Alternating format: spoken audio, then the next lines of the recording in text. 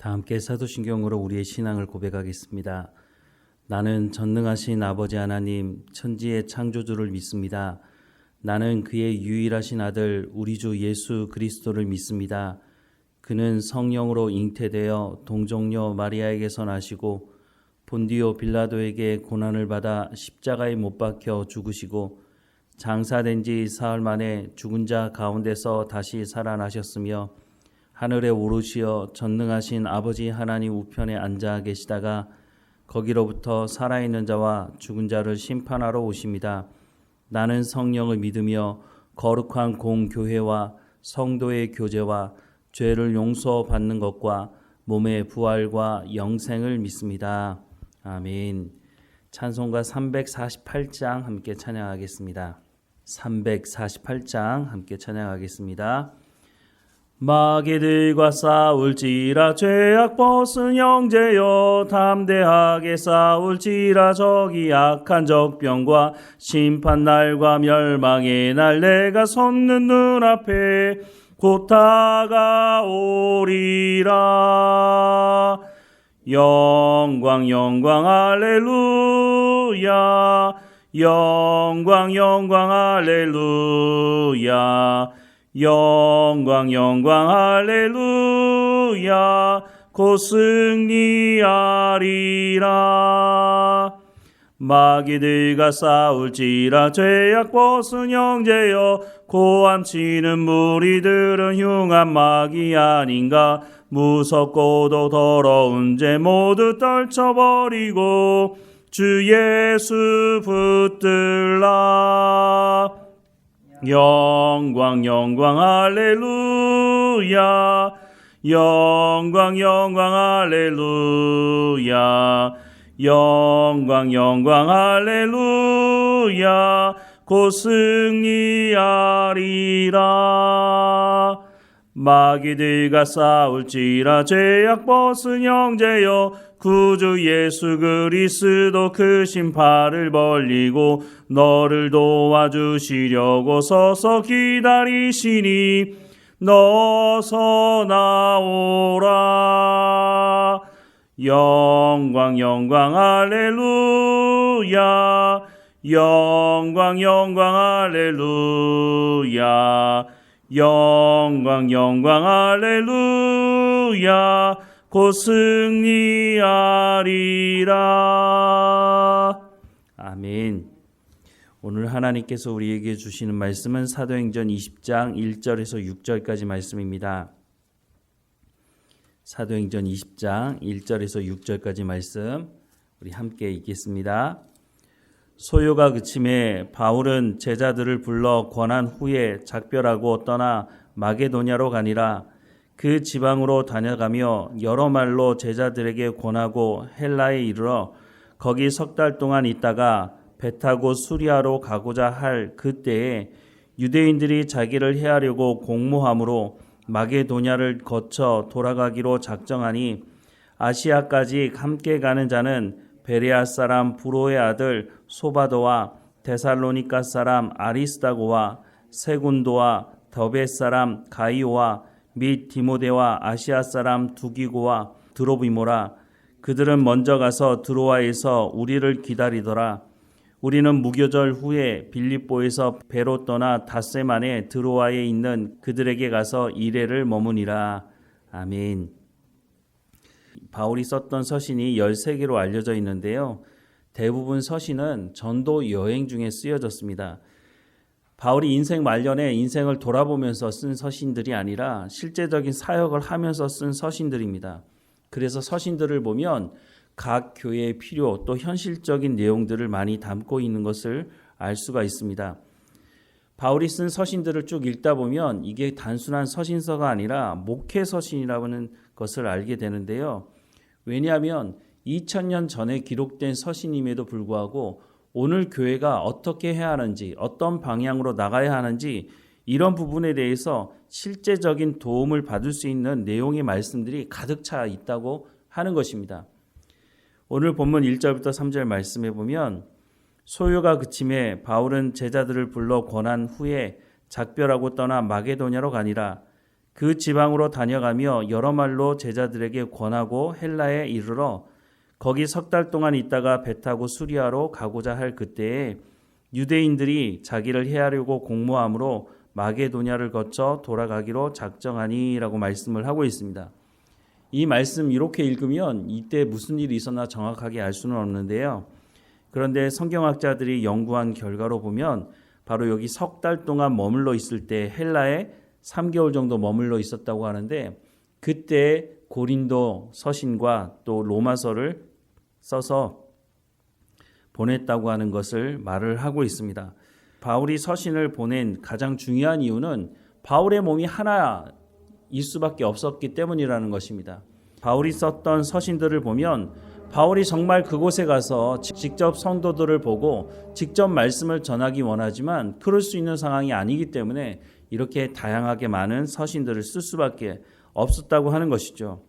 그런데 오히려 오늘 우리에게 있어서는 바울이 직접 가지 않고 서신을 쓴 것이 얼마나 큰 유익이 되는지를 생각하게 됩니다. 만약 바울이 직접 가서 직접 말씀을 전했다면 서신이 남아있지 않겠죠. 그러면 우리는 바울이 어떻게 사역을 했는지 어떤 말씀을 전했는지 전혀 알 수가 없었겠죠. 그런데 이렇게 서신이 남겨져 있어서 오늘 교회에게는 큰 유익이 된다고 하는 생각을 하게 됩니다. 왜냐하면 그때나 지금이나 교회 안에 일어나는 문제들이 비슷합니다. 그때나 지금이나 사람들이 비슷하기 때문에 일어나는 일도 비슷하죠. 그러다 보니 오늘 우리 가운데 일어나는 이 문제들을 어떻게 해결할지도 이미 2000년 전에 다 기록을 해주고 그래서 오늘 교회가 어떤 방향으로 나가야 하는지 일종의 안내판 역할을 해주는 것이 바로 바울이 썼던 서신들을 통해서 우리가 얻는 큰 유익이기도 한 것입니다. 무엇보다 로마서 같은 경우에는 복음이 무엇이냐라고 하는 부분에 대해서 정말 잘 쓰여진 서신입니다. 우리가 복음이 무엇이냐 이렇게 물어보면 대부분 예수 믿고 천국 가는 거지 이렇게만 얘기하지만 복음은 그렇게 단순한 것이 아니라는 것입니다. 복음이 무엇인지 우리가 로마서를 통해서 정말 그 진수를 알 수가 있는데요. 그래서 많은 설교자들이 너도 나도 다 로마서를 가지고 설교를 하는 이유가 바로 거기 있기도 합니다. 바울이 이렇게 서신을 쓰고 우리 가운데 큰 유익을 주고 있는데 바울이 전도여행 다닐 때를 생각해 보면 바울이 전도여행을 다닐 초창기에는 참 외롭지 않았을까 하는 생각을 해보게 됩니다. 바울이 처음 전도여행을 떠났을 때 아마 3명 정도가 떠났던 것으로 보여지는데요. 1차 전도여행 때 참여했던 사람이 누굽니까? 바나바와 바울과 또 마가 요한이라고 하는 사람이었죠. 게다가도 마가 요한은 전도여행 초반에 할례 문제 때문에 다시 예루살렘으로 돌아가 버렸죠. 저도 전도여행을 많이 다니면서 준비해봤는데 준비할 게 한두 가지가 아닙니다. 그러다 보니까 함께하는 사람이 많으면 많을수록 큰 도움이 됩니다. 3명 떠나는데 그중에 한 사람이 돌아갔으니 전도여행팀이 어떻겠습니까? 참 어려웠을 거라고 생각이 됩니다. 게다가 2차 전도여행을 떠날 때는 이 마가 요한을 데리고 가느냐 가지 않느냐 문제 때문에 바나바와 바울이 갈라서게 되지 않습니까? 그래서 결국 2차 전도여행을 바울이 떠날 때는 바울과 실라라고 하는 두 사람만 떠나게 됐죠. 그런데 하나님께서 어떻게 하셨습니까? 이 바울에게 사람을 붙여주시는데 디모데라고 하는 디모데가 어떤 사람이었습니까? 일평생 바울과 함께 사역하던 사람 아니었습니까? 바로 이런 사람을 하나님께서 바울에게 붙여주셨을 뿐만 아니라 2차 전도여행 중 언제 누가가 등장하는지는 정확하게 알 수는 없지만 누가라고 하는 사람도 하나님께서 바울에게 함께 사역할 수 있도록 붙여주십니다. 이 누가는 의사였습니다. 우리가 성경을 통해서 알 수 있지만 이 바울이 평생 동안 하나님께 은혜를 구하며 내 가운데 이 질병이 있는데 고쳐달라고 함에도 불구하고 하나님께서 고쳐주지 않은 질병도 있었죠. 누가가 아무래도 그 질병을 고칠 수는 없었겠지만 바울과 함께 사역하면서 큰 도움을 주었으리라고 생각을 하게 됩니다. 바울이 고린도에서 복음을 전할 때는 브리스길라와 아굴라 부부를 또 만나게 하셨죠. 가는 곳곳마다 바울과 함께 사역할 수 있는 사람들을 이렇게 붙여주셨는데 오늘 말씀에도 보면 4절 말씀에 아시아까지 함께 가는 자는 베레아 사람 부로의 아들 소바도와 데살로니가 사람 아리스다고와 세군도와 더베 사람 가이오와 및 디모데와 아시아 사람 두기고와 드로비모라라고 말씀을 하고 있습니다. 어느 사이에 이렇게 많은 사람들을 바울과 함께 사역할 수 있도록 붙여주셨다라고 하는 것을 알 수가 있는 거죠. 바울이 하는 것은 가는 곳곳마다 복음을 전하는 데 열심을 냈을 뿐입니다. 바울이 이런 사람들을 어디 가서 찾아서 나와 함께 사역을 하자고 찾아다닌 것이 아니었습니다. 하나님께서 가는 곳곳마다 사람들을 세워주시고 함께 사역할 사람들을 붙여주셨다고 하는 것입니다. 우리가 어떻게 살아가야 하는지 이 부분에 대해서 다시 한번 깊이 생각해 보아야 하리라고 생각을 합니다. 마태복음 6장 24절부터 34절 말씀에 보면 이런 말씀이 있습니다. 한 사람이 두 주인을 섬기지 못할 것이니 혹 이를 미워하고 저를 사랑하거나 혹 이를 중히 여기고 저를 경히 여김이라. 너희가 하나님과 재물을 겸하여 섬기지 못하느니라. 그러므로 내가 너희에게 이르노니 목숨을 위하여 무엇을 먹을까 무엇을 마실까 몸을 위하여 무엇을 입을까 염려하지 말라. 목숨이 음식보다 중하지 아니하며 몸이 의복보다 중하지 아니하냐. 공중의 새를 보라. 심지도 않고 거두지도 않고 창고에 모아들이지도 아니하되 너희 하늘 아버지께서 기르시나니 너희는 이것들보다 귀하지 아니하냐. 너희 중에 누가 염려함으로 그 키를 한 자라도 더할 수 있겠느냐. 또 너희가 어찌 의복을 위하여 염려하느냐. 들의 백합화가 어떻게 자라는가 생각하여 보라. 수고도 아니하고 길쌈도 아니하느니라.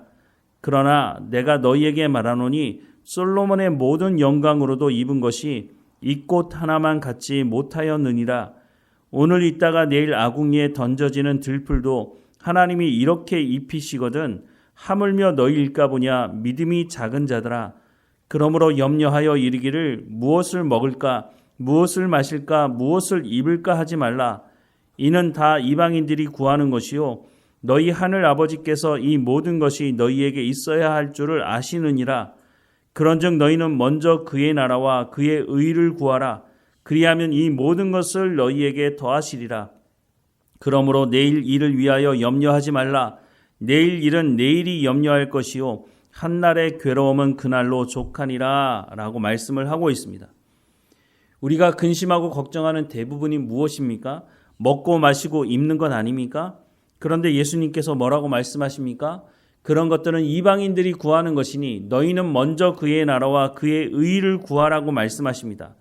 그렇게 하면 이 모든 것을 너희에게 더하실 것이라고 약속하고 계신다고 하는 것입니다. 사도 바울이 전도여행을 다니면서 근심과 걱정이 왜 없었겠습니까? 내일은 어디로 가야 되지? 내일 그곳에 가서 말씀을 전하면 또 유대주의자들이 나타나서 복음을 방해할 텐데 그리고 나를 죽이려고 들 텐데 그러면 내가 그곳을 가야 하나? 내가 말씀을 정말로 전해야 하나? 수없이 많은 근심과 걱정이 있지 않았겠습니까? 그런데 사도 바울의 사역을 우리가 집중해서 보면 사도 바울이 이런 근심과 걱정이 있었다면 지속적으로 복음을 전하지 못했을 것입니다. 사도 바울은 예수님께서 말씀하시는 것처럼 근심하고 걱정하고 먹을 것과 입는 것에 대한 걱정과 근심으로 살아간 것이 아니라 하나님의 말씀을 전하는 일에만 집중했다고 하는 것입니다. 하나님의 말씀을 전하는 일에 집중하자 어떤 일이 일어났습니까? 말씀을 듣고 회개하고 돌이키는 사람들이 있었고 함께 사역할 사람들을 하나님께서 바울에게 붙여주셨다고 하는 것을 성경은 분명히 말씀해주고 있다고 하는 것입니다. 우리 교회도 마찬가지입니다. 이제 막 시작한 지 얼마 되지 않았습니다.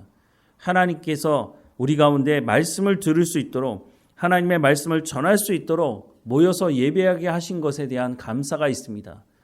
우리가 어디에 집중해야 할까요? 하나님의 말씀을 전하고 하나님의 말씀을 듣고 순종하는 일에 집중해야 한다는 것입니다.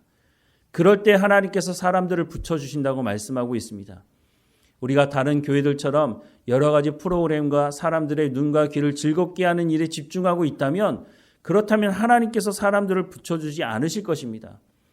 바울이 가는 곳마다 하나님의 말씀을 전하는 일에 생명을 걸었던 것처럼 우리가 하나님의 말씀을 전하는 일에 집중하고 생명을 걸고 또한 우리가 삶을 살아가는 현장에서 하나님의 말씀을 들은 대로 순종하며 삶을 살아갈 때에 하나님께서 이 모든 것을 더해 주실 것이라고 약속하고 있다고 하는 것입니다. 바울 사역을 통해서 우리가 그것을 보지 않습니까? 바울에게 무슨 특별한 능력이 있어서 이 많은 사람들이 함께 모여서 사역을 했겠습니까? 하나님께서 하나님의 일을 행하는 그 바울에게 그 하나님의 일을 행할 수 있도록 하나님께서 사람들을 붙여 주셨다고 하는 것입니다. 하나님께서 오늘 우리에게 하시는 이 말씀을 귀를 열어 마음에 새겨야 할 것입니다. 우리가 어떤 방향으로 나가야 되고 어떻게 살아야 하는지를 말씀해 주고 있다고 하는 것입니다. 사랑하는 여러분, 오늘도 하나님께서 맡겨주신 이 사역을 우리가 온전히 감당해야 할 것입니다. 하나님께서 보내시는 곳에 가서 말씀을 전하고 복음에 합당한 삶을 살아내야 할 것입니다. 오늘 말씀을 다시 한번 마음에 새기고 하나님과 동행하는, 그래서 우리를 통해서 하나님의 나라가 확장되어지는 우리의 삶이 되기를 주님의 이름으로 축원합니다. 기도하겠습니다. 사랑하는 하나님, 오늘 우리에게 말씀하시는 이 말씀을 마음에 새기게 하옵소서. 우리는 이것도 없고 저것도 없고 이것도 부족하고 저것도 부족해서 하나님의 일을 감당할 수 없다고 말하지 않게 하시고, 하나님 우리를 붙들어 주시고 말씀을 듣게 하시니 이 하나님의 말씀을 온전히 붙들고 살아가는 우리의 삶의 현장이 있게 하시고, 그곳에서 성령의 열매가 맺어지게 하시고, 우리의 입술과 우리의 삶을 통해서 복음이 증거되어지도록 은혜를 허락해 주옵소서. 말씀을 전하는 일에 집중했던 그 바울에게 하나님께서 사람들도 붙여주셨던 것처럼 오늘 우리에게도 하나님 함께 사역할 사람들을 붙여주시고, 하나님의 말씀을 전하는 일에 충성을 다하며 최선을 다하며 하나님과 동행하는 삶을 살아갈 수 있도록 은혜를 허락해 주옵소서. 너희는 먼저 그의 나라와 그의 의를 구하라.